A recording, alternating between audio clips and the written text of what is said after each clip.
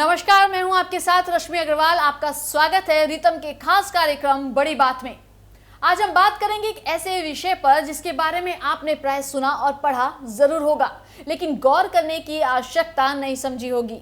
जी हां, आज हम बात करेंगे हलाल की और किस तरह हलाल आधारित अर्थव्यवस्था पूरे भारत को अपनी गिरफ्त में लेती जा रही है। हलाल एक इस्लामिक विषय है, लेकिन पिछले कुछ दशकों से हलाल समस्त संसार में एक समानांतर अर्थव्यवस्था बन चुकी है। आपको यह जानकर आश्चर्य होगा कि आज हलाल अर्थव्यवस्था कई देशों की अर्थव्यवस्था को टक्कर देते हुए आगे निकल चुकी है। हम अपने इस खास कार्यक्रम में न केवल हलाल आधारित अर्थव्यवस्था को समझेंगे, बल्कि इसके दुष्परिणामों की भी चर्चा करेंगे।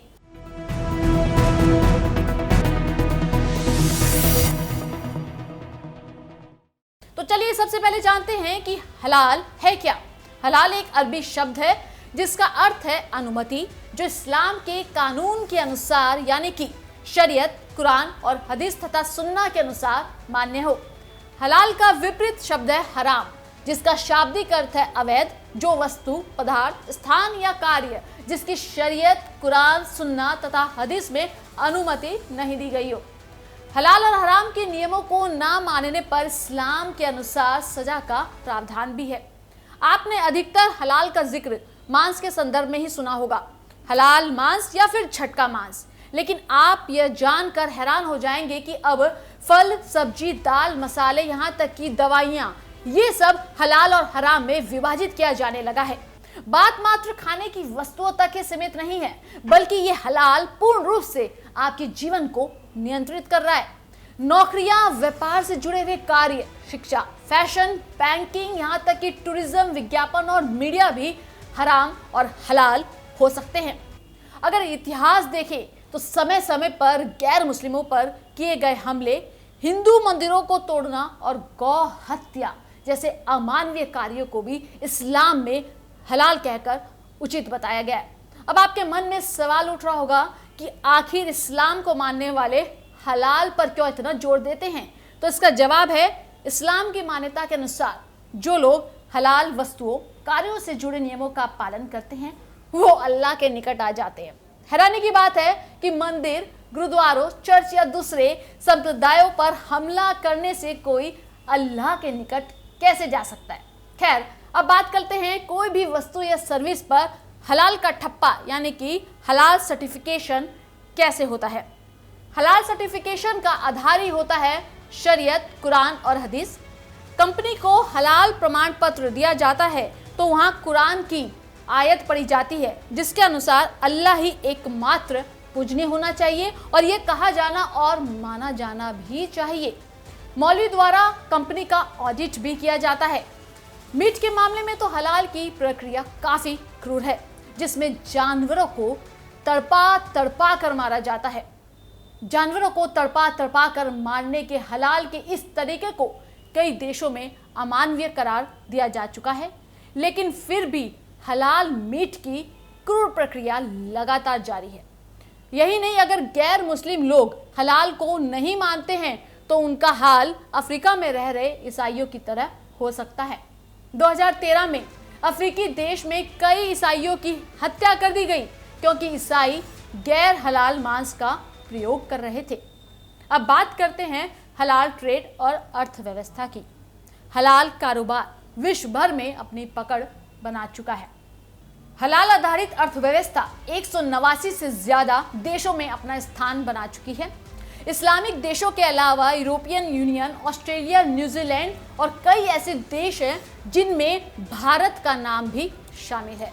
मुस्लिम देशों की बात करें तो वहां पर सिर्फ हलाल प्रमाणित वस्तुओं का ही प्रयोग करने की अनुमति है। जो वस्तु हलाल प्रमाणित नहीं है उन्हें बहिष्कार किया जाता है या फिर उनके विरुद्ध फतवा भी जारी कर दिया जाता है। ईरान, जो कि एक शिया बाहुल्य देश है, वहां पर भी सुन्नी बाहुल्य देशों की तरह गैर इस्लामिक सामग्रियों का बहिष्कार 1979 में आयतुल्लाह खमेनी, जो इस्लाम धर्म का प्रचार करते थे, उनके फतवा जारी करने के बाद हुआ। हलाल व्यापार जिस तरह से अपने पैर पसार रहा है, उसका नतीजा ये है कि हलाल आधारित अर्थव्यवस्था ने कई देशों की अर्थव्यवस्था की जड़ों को हिला दिया है। ऐसा अनुमान है कि सन 2023 तक हलाल आधारित अर्थव्यवस्था $3 ट्रिलियन तक पहुंच सकती है। अब जरा state of global Islamic economy report को देखिए, जिसके अनुसार ट्रैवल, फूड, फैशन के साथ साथ कई क्षेत्रों में हलाल से प्राप्त आय 2017 के बाद से 2023 तक बड़ी तेजी से चौंकाने वाले आर्थिक आंकड़ों तक पहुंचने वाली है। ये 2019 की रिपोर्ट हम आपको दिखा रहे हैं। अगर हलाल अर्थव्यवस्था इसी गति से चलती रही तो 2023 तक हलाल अर्थव्यवस्था विश्व की 8वीं सबसे बड़ी अर्थव्यवस्था बन जाएगी। यही नहीं, पिछले कुछ वर्षों से हलाल अर्थव्यवस्था को और ज्यादा गति देने के लिए संसार भर में तेजी से प्रयास किए जा रहे हैं, वो भी कार्यक्रम के रूप में। 2020 भारत में इंडिया इंटरनेशनल हलाल एक्सपो, हलाल शो जैसे कई बड़े कार्यक्रम हलाल से जुड़े उत्पाद के प्रचार के लिए हुए हैं। भारत की भी कई कंपनियां अंतर्राष्ट्रीय हलाल कार्यक्रम में बढ़ चढ़कर हिस्सा लेने लगी है। भारत को हलाल प्रमाणित सामान का एक बड़ा केंद्र बनाने के जो प्रयास किए जा रहे हैं, उसके पीछे का एक बड़ा कारण यह भी है कि साल 2030 तक भारत में मुसलमानों की जनसंख्या 25 करोड़ से भी ज्यादा होने का अनुमान है। इसी बात को आधार बनाकर मुस्लिम देशों की हलाल कंपनियां अपना व्यापार भारत में शुरू करने लगी हैं।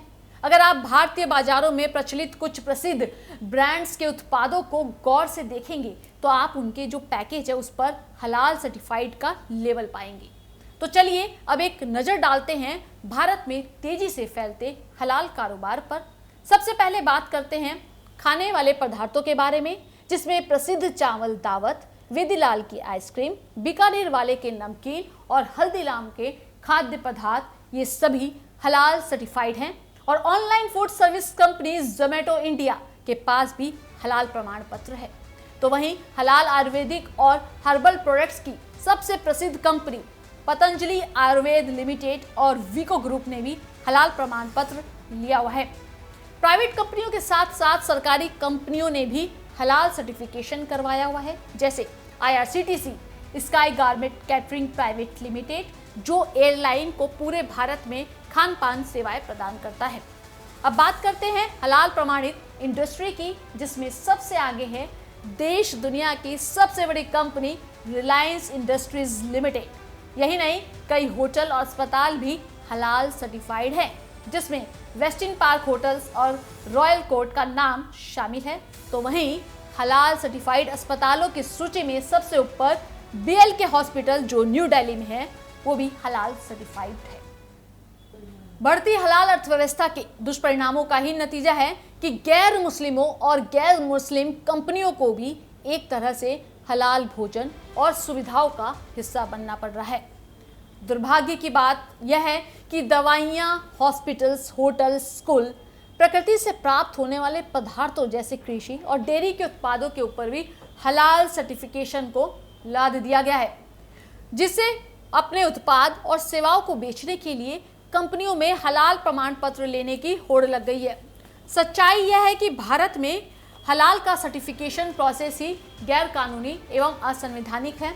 भारत में फूड्स एंड फैसिलिटीज के प्रमाण पत्र की जिम्मेदारी स्वास्थ्य मंत्रालय के पास है, जो FSSAI और FDA के जरिए मैनेज किया जाता है। आपको जानकर हैरानी होगी कि हलाल सर्टिफिकेशन देने वाली सभी संस्थान गैर कानूनी हैं, जो कि शरीयत कानून के अनुसार चलते हुए सर्टिफिकेशन देते हैं, जबकि भारत में शरीयत कानून का कोई महत्व ही नहीं है। हलाल अर्थव्यवस्था का विस्तार लगातार तेजी से बढ़ रहा है, लेकिन इसके बावजूद इस व्यवस्था में गैर मुस्लिमों के लिए कोई स्थान नहीं है। ध्यान रहे, हलाल एक तरह से मुस्लिम समाज के लिए मुस्लिम समाज के द्वारा बनाई गई व्यवस्था है, जिसे नियंत्रित करने वाला भी मुस्लिम ही होता है। इसके दुष्परिणाम यह है कि वाणिज्य एवं अर्थव्यवस्था के जिन क्षेत्रों में हलाल अपने पैर पसारते जा रहा है, वहां से गैर मुस्लिम बाहर होते जा रहे हैं।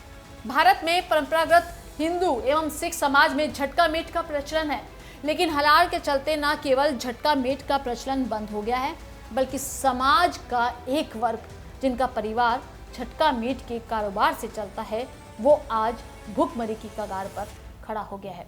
ऐसा नहीं है कि हलाल के बढ़ते प्रभाव को लेकर लोग चिंतित नहीं हैं, क्योंकि ऐसी आशंका जताई जा रही है।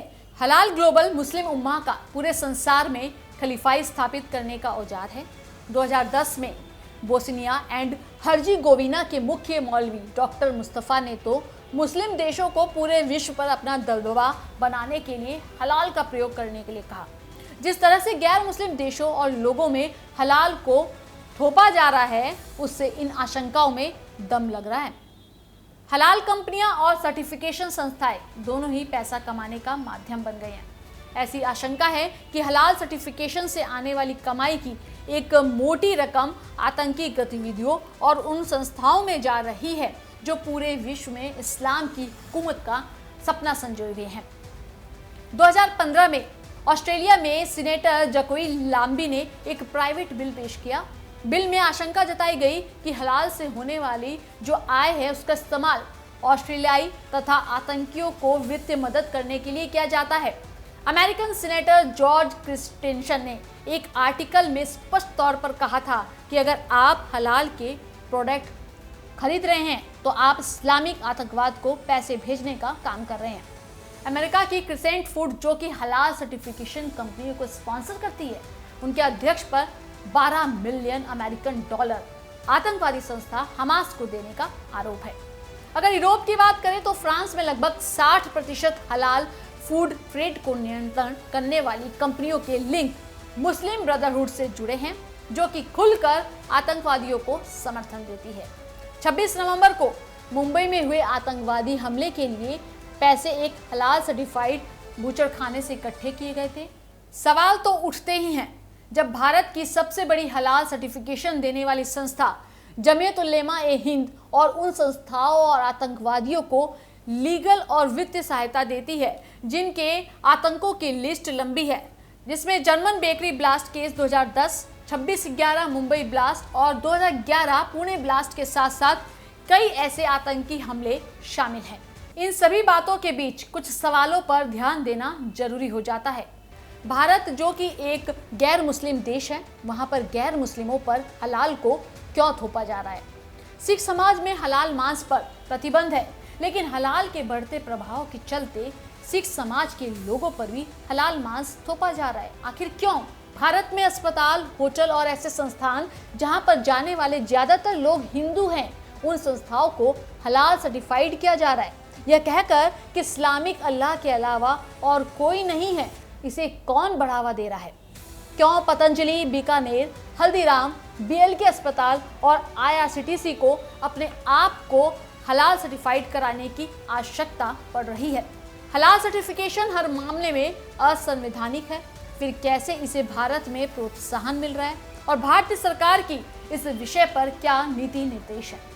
जब संसार भर में हलाल से प्राप्त हुए धन का इस्तेमाल आतंकवादी गतिविधियों के लिए किया जा रहा है, जिसके कई प्रमाण भी सामने आ चुके हैं, तो आंतरिक सुरक्षा जैसी जुड़ी संस्थाएं जो वो हलाल सर्टिफिकेशन देने वाली कंपनी और उनके प्रोसेस को लेकर क्या कर रही है? आखिर गैर मुस्लिम लोग अपने खाने पीने, घूमने, इलाज कराने के लिए इस्लामिक तरीके अपनाने के लिए क्यों मजबूर हो? हमें पूरा विश्वास है कि हमारे द्वारा दी गई जानकारी आपको अच्छे से समझ आई होगी। अब सबसे फिर से मुलाकात होगी एक नए मुद्दे के साथ हमारे खास कार्यक्रम बड़ी बात में। जय हिंद।